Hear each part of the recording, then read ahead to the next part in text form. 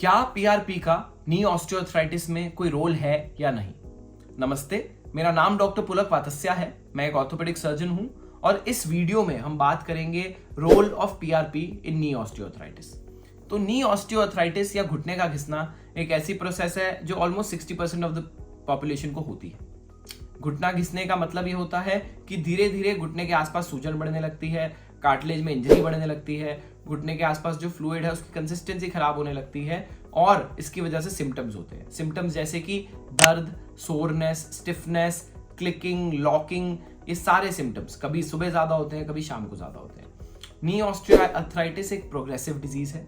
Progressive का मतलब ये है कि ये डिजीज पहले थोड़ी सी होती है, माइल्ड होती है, फिर ये मॉडरेट होती है, फिर ये सिवियर होती है और इवेंचुअली पूरी तरह जब कार्टिलेज घिस जाती है तब हम उसको बोन ऑन बोन या हड्डी पे हड्डी लगने वाली नी ऑस्टियोआर्थराइटिस बोलते हैं।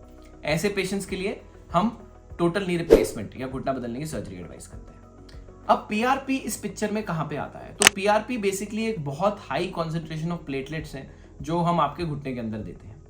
प्लेटलेट्स ग्रोथ फैक्टर्स रिलीज करते हैं, जो ग्रोथ फैक्टर्स हेल्प करते हैं सूजन कम करने में, रिपेयर में, रीमॉडलिंग में, ब्लड सप्लाई बढ़ाने में और पेन कम करने में। रीसेंट साइंटिफिक पब्लिकेशंस जो पिछले 5 से 7 साल में हुई हैं उनमें यह देखा जा रहा है कि पीआरपी के इंजेक्शंस ऑस्टियोआर्थराइटिस में स्टेरॉइड के इंजेक्शन या फिर हियालुरोनिक एसिड जिसको ग्रीस का इंजेक्शन बोलते हैं उससे भी बेटर रिजल्ट्स देने लगा है। बेटर से ज्यादा पीआरपी के रिजल्ट्स लॉन्ग लास्टिंग है, क्योंकि पीआरपी एक इकलौती चीज है जो इस प्रोसेस को, जो आपके घुटने के आसपास डिजेनरेटिव एनवायरनमेंट बन रहा है, जो अंदर टॉक्सिन्स रिलीज हो रहे हैं जो इन्फ्लेमेशन को बढ़ाते रहते हैं जिसकी वजह से आपका घुटना घिसना बढ़ते रहता है, उस प्रोसेस को रोक सकता है। ये बहुत सिमिलर है। फॉर एग्जाम्पल, अगर आपको हाई बीपी है तो हम सीधा आपको हार्ट रिप्लेसमेंट या ब्रेन रिप्लेसमेंट की सर्जरी एडवाइस नहीं करते।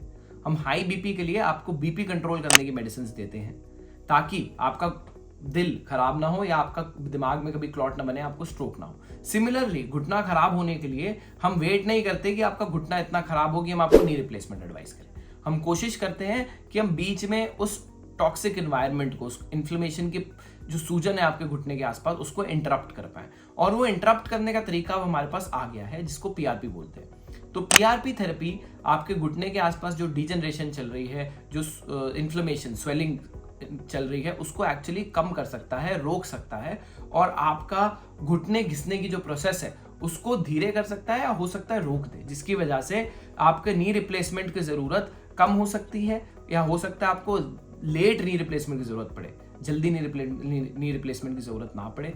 यह भी हो सकता है कि आपकी एक्टिविटी इंप्रूव हो जाए, आपकी कार्टिलेज थोड़ी सी रीजनरेट हो जाए और आपका घुटना बेटर परफॉर्म करे। तो जिनको भी नी ऑस्टियोआर्थराइटिस है, जिनको भी बोन ऑन बोन डिजीज नहीं है, they should definitely give a try to PRP injections. PRP injections combined with hyaluronic acid injection भी एक थेरेपी है जिसके बारे में काफी रिसर्च हो रही है। ये थेरेपी कुछ पेशेंट्स में देखा गया है कि काफी असरदार होती है। तो मैंने ऑलमोस्ट 20 to 25 पेशेंट्स में पीआरपी विद हियालुरोनिक एसिड दिया है। ये पेशेंट्स सारे अराउंड 45 ईयर ओल्ड थे जिनको अभी ऑस्टियोआर्थराइटिस शुरू ही हुआ था। इनको साथ में पेशेंट्स बहुत एक्टिव थे, तो इनको मैंने पीआरपी और हियालुरोनिक एसिड का इंजेक्शन कंबाइन करके दिया था, जिससे इन पेशेंट्स को सिग्निफिकेंट बेनिफिट हुआ। ये 20 से 25 जो मेरे पेशेंट्स थे, इनमें से ऑलमोस्ट 95% पेशेंट्स को काफी रिलीफ हुआ।